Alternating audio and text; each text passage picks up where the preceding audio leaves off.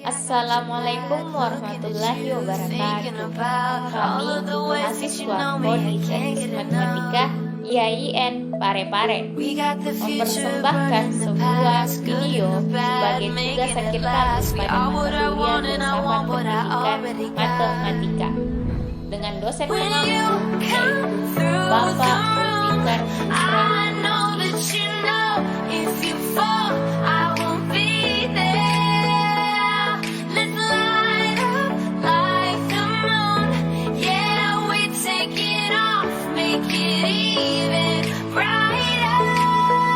Kami kelompok 5 beranggotakan Hawa, Rahasia Eka Putri, Mardiana Ahmad, dan Muhammad Rizal Dasri.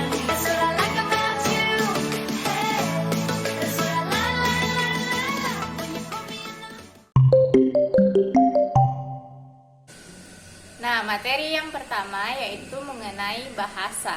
Nah, jadi istilah bahasa adalah padanan dari kata lingua yang berasal dari bahasa Latin dan memiliki arti bahasa atau lidah. Nah, istilah tersebut dalam bahasa Inggris padanannya ialah language yang berarti bahasa. Nah, terdapat beberapa definisi bahasa menurut para ahli. Yang pertama yaitu bahasa adalah suatu sistem simbol-simbol yang dapat digunakan untuk menyatakan atau menerangkan hal-hal seperti objek material, mental internal dan eksternal, kualitas, relasi dan fungsi, tanda logika matematika, keadaan, proses, dan kejadian. Ini adalah menurut Bagus pada tahun 2022. Nah, yang kedua yaitu bahasa adalah suatu sistem komunikasi manusia yang menggunakan tanda-tanda seperti suara, gerak, atau simbol tertulis menurut Nordquist pada tahun 2014. Nah, oleh karena setiap simbol itu mempunyai makna dan makna kata menyatakan hubungan abstrak antara kata sebagai lambang dengan objek atau konsep yang diwakili. Nah, makanya penggunaan simbol tidak boleh semena-mena agar terjadi komunikasi yang benar dan baik. Nah, karena ada kalanya satu kata memiliki banyak makna. Misalnya, kata akar. Kata akar dalam kalimat pohon itu tumbang karena akarnya sudah mati. Berarti makna kata akar di sini itu biasa dikenal secara umum yaitu bagian dari pohon. Nah, sedangkan kata akar dalam matematika dengan konteks persamaan itu berbeda maknanya dengan kata akar pada konteks akar pangkat 2 dari. Nah, walaupun keduanya terjadi dalam matematika. Nah, adapun fungsi bahasa antara lain yang pertama yaitu fungsi instrumental untuk melayani lingkungan. Yang kedua, fungsi representasi untuk membuat pernyataan, menyampaikan fakta dan pengetahuan. Yang ketiga yaitu fungsi personal untuk mengekspresikan perasaan, emosi, dan reaksi-reaksi mendalam. Nah, yang ketiga yaitu fungsi interaksional untuk memelihara kelangsungan komunikasi sosial.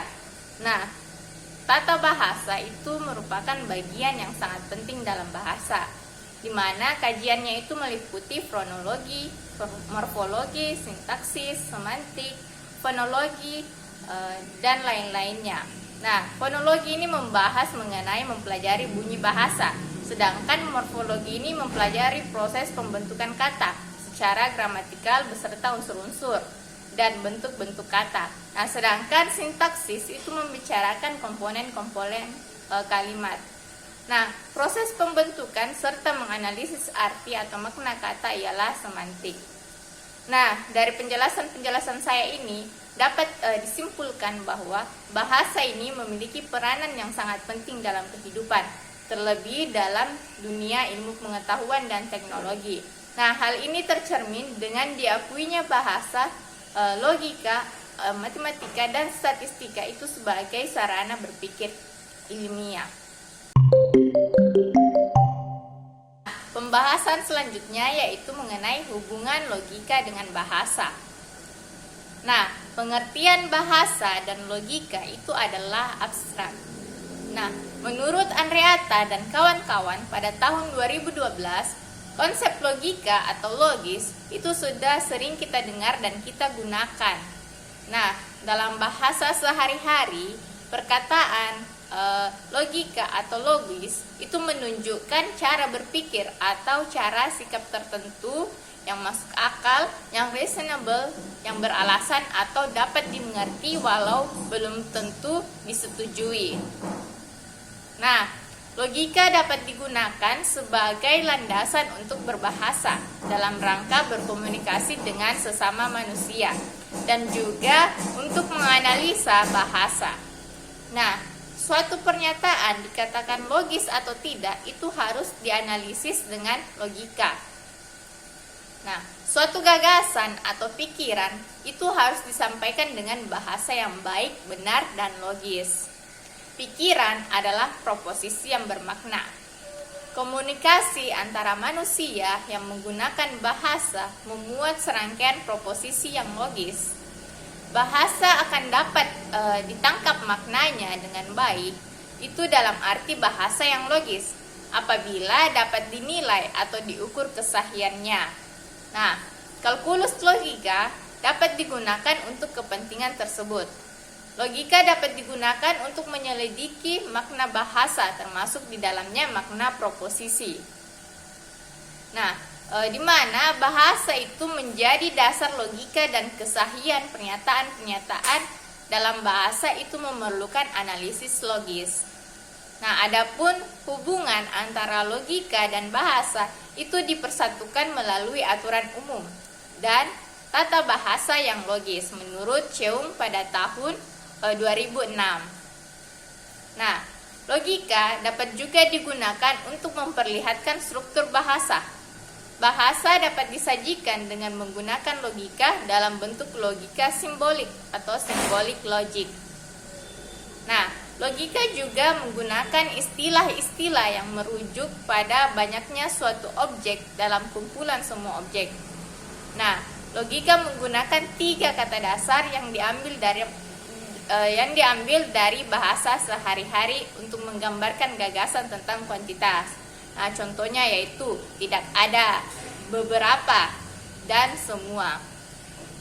Nah, 3 kata dasar ini sebenarnya juga merupakan simbol, di mana dalam logika juga ada 3 simbol yang masing-masing disebut sebagai kuantor.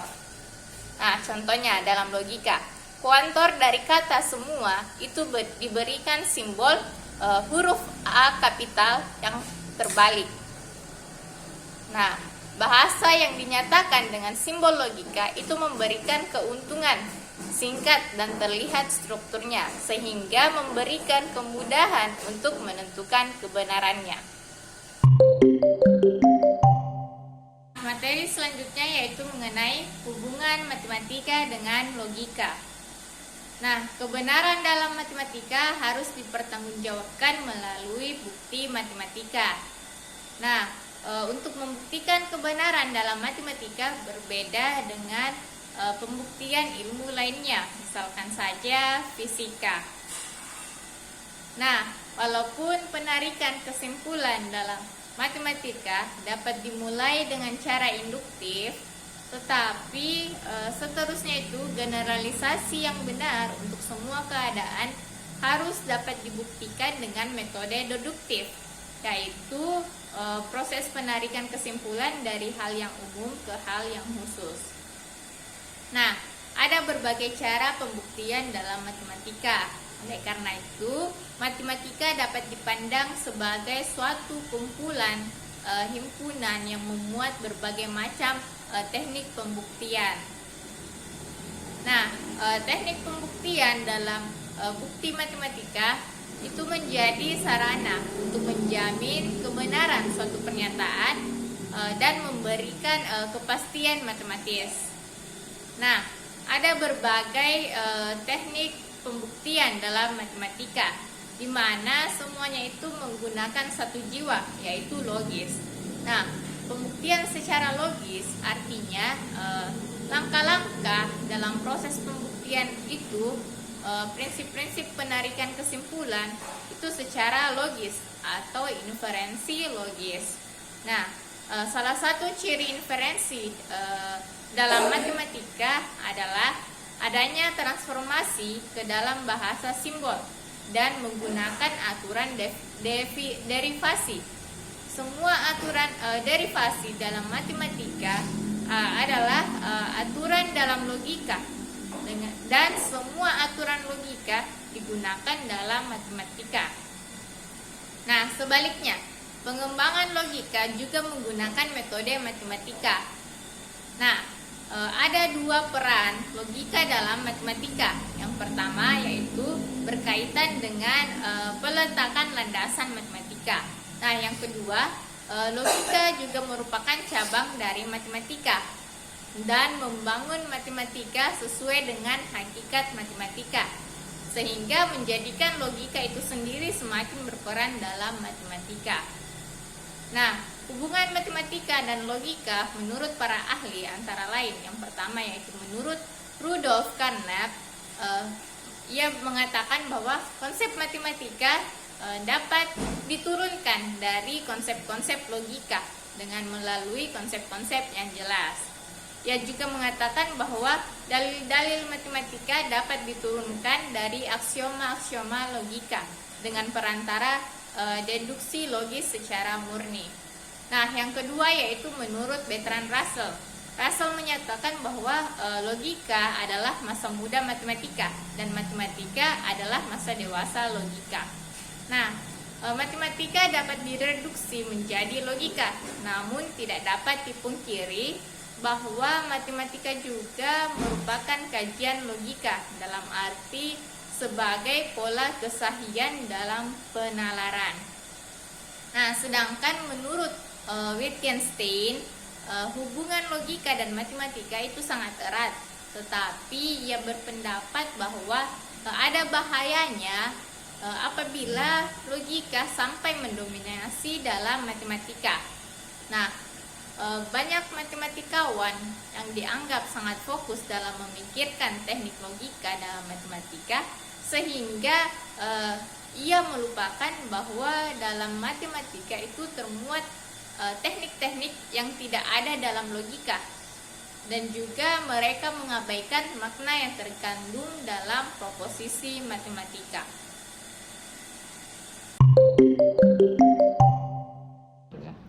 Selanjutnya yaitu hubungan logika dengan dunia.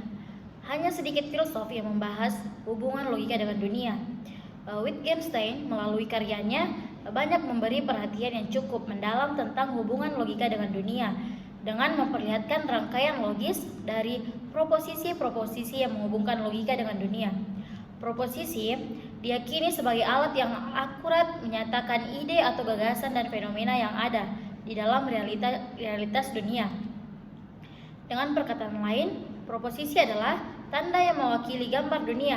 Proposisi yang menyatakan fenomena yang ada di realitas dunia hanya mengatakan bagaimana fakta yang ada, bukan apa fakta yang ada itu. Wittgenstein mengatakan dengan istilah dunia adalah totalitas ruang logis, atau yang berarti logika bukan hanya teori tetapi merupakan sebuah gambaran dari dunia. Oleh karena itu, logika dapat dipandang sebagai suatu jalan untuk menjelaskan dunia dengan cara menyatakannya dalam bentuk proposisi-proposisi logis. Eratnya hubungan logika dengan bahasa dapat dijelaskan dengan pernyataan Wittgenstein bahwa batas-batas dunia adalah juga batas-batas logika dan batas-batas bahasa adalah batas-batas dunia. Selanjutnya yaitu matematika dan bahasa. Linguistik ialah ilmu pengetahuan yang mengkaji bahasa.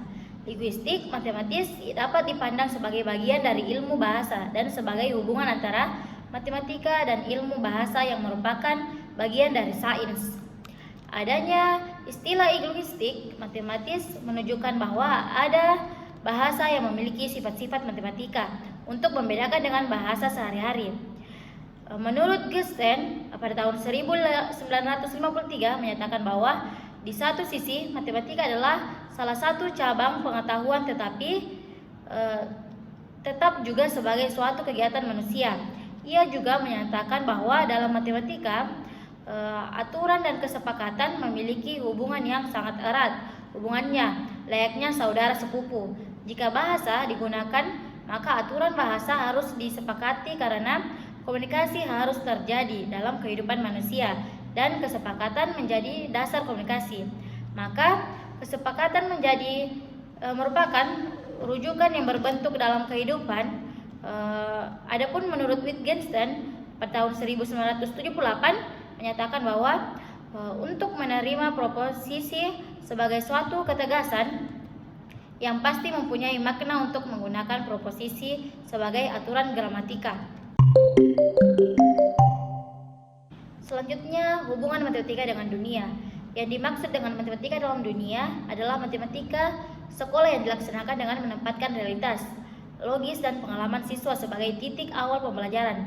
Masalah-masalah nyata digunakan sebagai sumber munculnya konsep-konsep matematika atau pengetahuan matematika formal. Pembelajaran matematika, realitas, dan logis di kelas berorientasi pada karakteristik matematika sehingga siswa mempunyai kesempatan untuk menemukan kembali konsep-konsep matematika. Adapun hubungan matematika dengan dunia terbagi menjadi 6, yaitu matematika dan sains, matematika dan seni, matematika dan seks, dan matematika humor, dengan matematika dan agama, dan matematika politik. Yang pertama yaitu matematika dan sains. Di zaman Babilonia, matematika sudah digunakan dalam berbagai kegiatan yang berbeda, khususnya di bidang astronomi, pertanian, dan arsitektur. Orang-orang Babilonia merekam hasil pengamatan astronominya dalam bentuk tabel yang sangat bermanfaat bagi ahli astronomi sesudah zaman itu. Orang-orang Mesir kuno juga telah menggunakan matematika untuk melakukan pengukuran tanah dan membangun piramid. Berbagai budaya lain seperti India, Cina, Maya, dan sebagainya menunjukkan bahwa mereka juga sudah menerapkan matematika dalam kehidupannya. Menurut sejarah, Thales adalah orang Yunani pertama yang dikenal sebagai matematikawan, ahli astronomi, dan filsuf. Mengukur tingginya piramid dengan mengukur bayangan ketika panjangnya bayangan piramid sama dengan tingginya. Galileo adalah seorang ahli astronomi, filsuf, dan fisikawan yang berasal dari Italia. Ia memiliki peran besar terhadap revolusi ilmiah. Galileo menyatakan pendapatnya tentang hubungan matematika dengan realitas dunia dengan menggunakan kata-kata yang sangat bermakna dan sangat mengesankan. Baik, yang kedua yaitu matematika dan seni. Di luar ilmu pengetahuan dan teknologi, matematika juga memiliki keterkaitan dengan bidang musik. Pythagoras sudah melihat eratnya hubungan antara matematika dan musik. Teori musik kadang juga menggunakan matematika untuk memahami musik. Musik memang tidak atau belum memiliki landasan aksioma dalam matematika modern. Menurut Brendel 1987, matematika adalah dasar dari bunyi dan bunyi itu sendiri dalam aspek musik menunjukkan suatu karya yang luar biasa dari sifat-sifat atau hukum-hukum bilangan dan alam semesta sangat luar biasa matematis. Selanjutnya Whittle 2002 menyatakan bahwa mensinyalir banyak komposer musik dalam menciptakan musik mengaitkan antara rasio emas, the golden ratio, dan bilangan Fibonacci dalam kerja mereka. Menurut Livio 2002, sejumlah karya seni, misalnya struktur dari desain arsitektur kuno seperti piramid besar dan Parthenon berdasarkan pada golden ratio. Selanjutnya yang ketiga yaitu matematika dan seks. Creswell meneliti bagaimana matematika dapat digunakan untuk memprediksi memahami perilaku seks. Menurut Creswell, hidup itu penuh dengan pola-pola dan matematika sangat cocok untuk penelitian dan penjelasan dari pergerakan planet sampai fluktuasi indeks harga saham di Dow Jones, dan termasuk kegiatan manusia seperti jalan kaki, berkomunikasi, tidur, dan seks. Bersama matematika, orang dapat memfokuskan pada gambar yang besar, melihat secara detail, dan menguji sesuatu dari berbagai sudut pandang. Selanjutnya yang keempat yaitu matematika dan humor. Matematika yang biasa dikenal dengan ilmu yang ketat, kaku, abstrak, dan sulit, tetapi juga memiliki sisi-sisi yang dapat menjadi sumber humor. Humor dapat didefinisikan sebagai sesuatu yang lucu, keadaan yang menggelikan hati, menjenakkan, atau kelucuan. Humor berarti the enjoyment of insecurity menurut Morel 1989, yang secara harfiah berarti kenikmatan dari suatu keganjilan atau ketidakpantasan. Dalam Webster College Dictionary 2010, kata humor merujuk kepada suatu kemampuan untuk mengekspresikan suatu perasaan atau scenes dari kecakapan, kecerdikan, atau membuat hiburan dan membuat prinsip-prinsip dalam rangka mengakui dan mengekspresikan keganjilan atau ketidakpantasan dalam suatu situasi atau karakter. Nah, selanjutnya itu matematika dan agama. Nah, matematika juga berkaitan dengan kehidupan beragama. Agama Islam memiliki rukun Islam yang 5, yaitu syahadat, sholat, puasa, zakat, dan ibadah haji. Semua rukun itu tidak lepas dari matematika.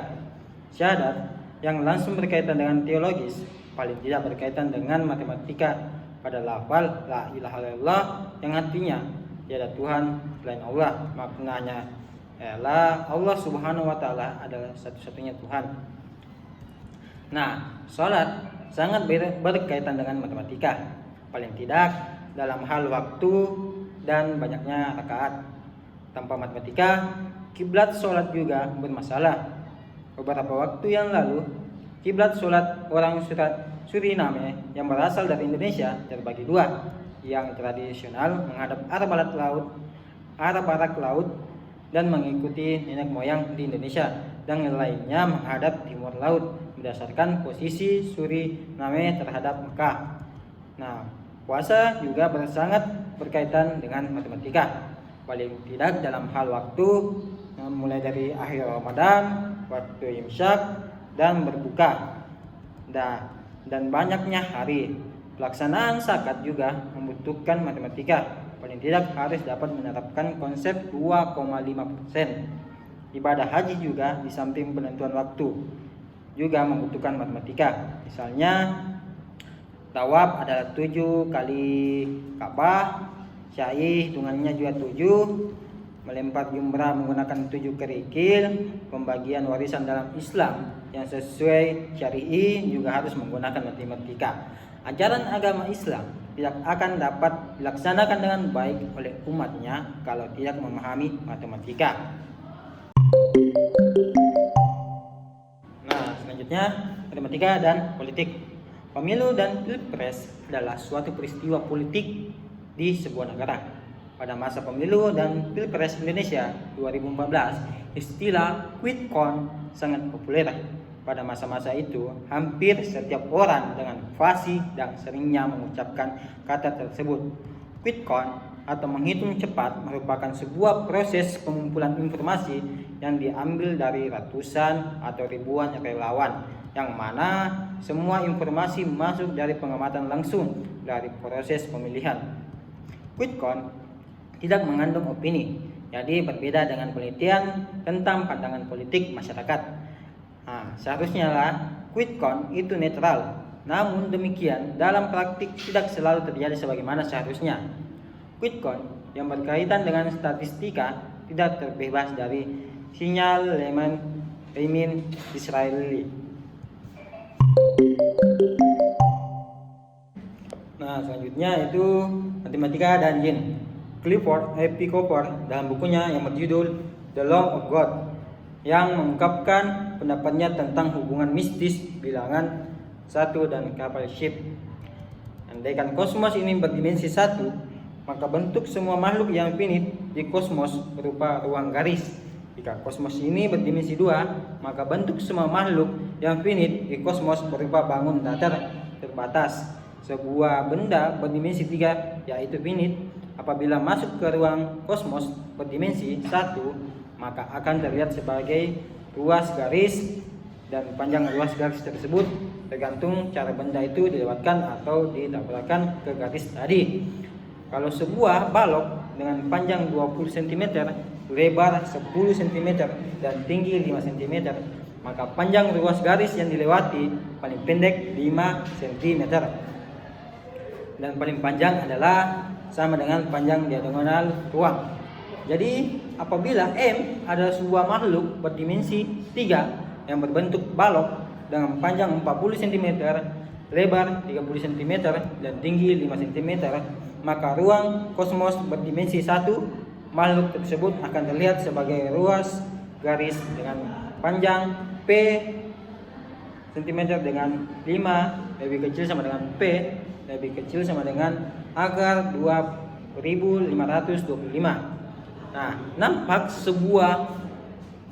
sebagai ruas garis dengan panjang 5 cm antara lain ketika rusuk yang mewakili tinggi berhimpit dengan garis ruang kosmos nampak sebagai ruas garis dengan panjang akar 2525 cm. Nah, ketika diagonal ruang makhluk tersebut berhimpit dengan garis ruang kosmos, kalau makhluk tersebut masuk ke ruang kosmos berdimensi 2, maka makhluk tersebut akan berbentuk bidang datar yang bentuknya tergantung kepada cara makhluk tersebut memasuki ruang kosmos berdimensi 2. Analog, apabila ada makhluk berdimensi 4 atau mungkin jin dan menampakkan diri di dalam ruang berdimensi 3, maka penampakannya di ruang berdimensi 3 bentuknya berbagai macam, tergantung bagaimana cara memasukinya.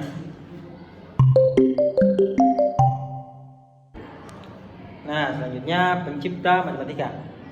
Menurut Wittgenstein, pada tahun 1978, matematikawan selalu mencari dan mengkreasi bentuk-bentuk baru suatu deskripsi matematis.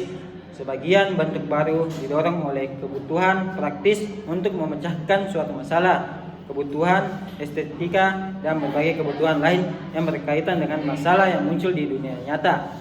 Sebagian orang menganggap bahwa manusia kreator matematika, bagian mengatakan bahwa matematika adalah ciptaan Tuhan, dan sebagian lain menyatakan manusia yang mengkreasi matematika, tetapi sumbernya dari Tuhan.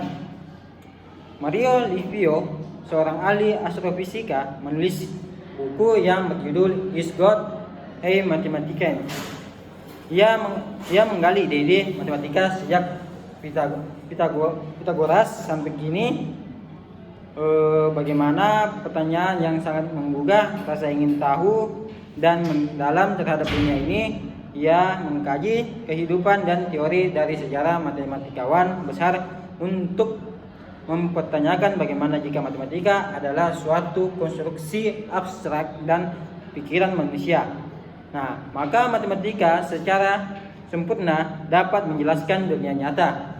Buku tersebut menyelidiki mengapa matematika memiliki kekuatan yang hebat yang efektivitasnya tidak masuk akal untuk dapat menjelaskan dunia nyata.